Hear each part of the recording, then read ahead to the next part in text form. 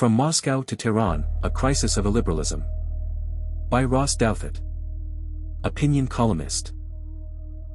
The worldview behind Vladimir Putin's invasion of Ukraine assumed the following premises: the West and America are declining, decaying, and internally divided. The globalized world is becoming multipolar, with civilization states re-emerging and competing to claim their spheres of influence. And Russia and China in particular represent potent alternatives to Western liberalism that stand ready to contend for global dominance. As badly as the war has gone for Putin, some of this analysis still holds up. The world has indeed responded to the Ukraine war along multipolar lines. Saudi Arabia's snub of the Biden administration's plea to pump more oil is just the latest example of how the anti-Russian coalition is essentially a Western coalition, with India, China, and the Arab world playing more cynical and complicated parts.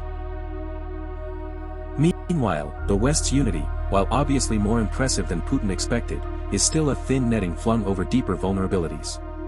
There has been no sustained post-COVID boom time, no new era of good feelings. The populist wave is not receding. Since the war in Ukraine began, the European establishment has suffered political disappointments and defeats in Sweden and Hungary and Italy. Two of the governments most committed to the defense of Ukraine, Joe Biden's administration and Britain's Tory government, are well underwater in approval polls. Europe has only just begun to feel the cost of its naive energy policies, and Western economies are caught between measures that feed inflation and solutions that might induce recession. So in key respects the world still looks as Putin imagined it more than 7 months ago, with clear opportunities for a potent challenger to the liberal world order. But now we know something that he didn't when he ordered the invasion: Russia isn't that potent challenger, and its claims to represent an alternative to the liberal West have melted into Ukrainian mud.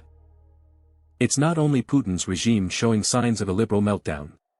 Beijing still looks much more powerful than Moscow, but China's early COVID successes have given way to an insane-seeming attempt to sustain a zero-COVID policy at whatever cost to prosperity, domestic tranquility, and global influence.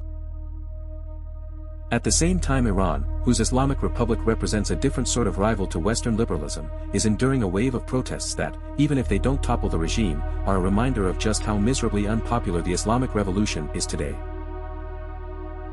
As the right-wing gadfly Richard Hanania, usually a critic of liberal pieties and American self-regard, acknowledged in a recent essay, 2022 has been pretty good for the well-worn Francis Fukuyama argument that liberal democracy lacks plausible ideological competitors.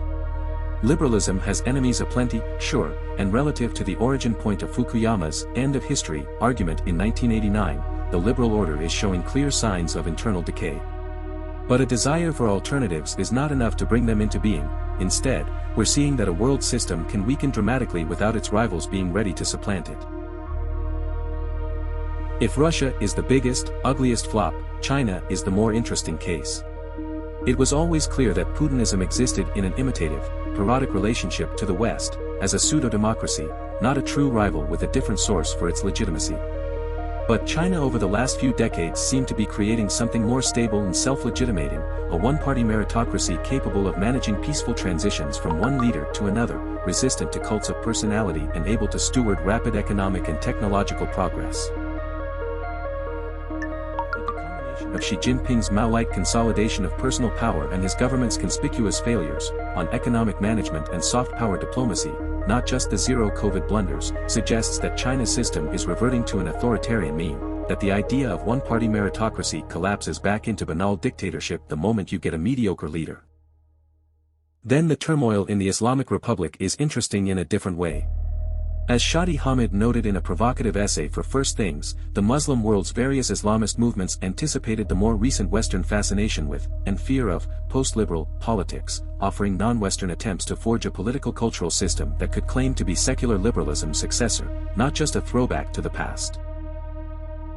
So their mixture of failure, defeat and, in the Iranian case, corruption and stagnation stand as a sustained caution to Western thinkers trying to imagine something after liberalism. These imaginings will continue because liberalism remains on a path to an unhappy destination, sterile, fragmented, stagnant, dystopian. All the optimistic chest-thumping about the Ukraine war inspiring a wider liberal revival has not altered that reality. But in Moscow, in Beijing, in Tehran, you can see other roads available, and all of them run quickly down into the dark.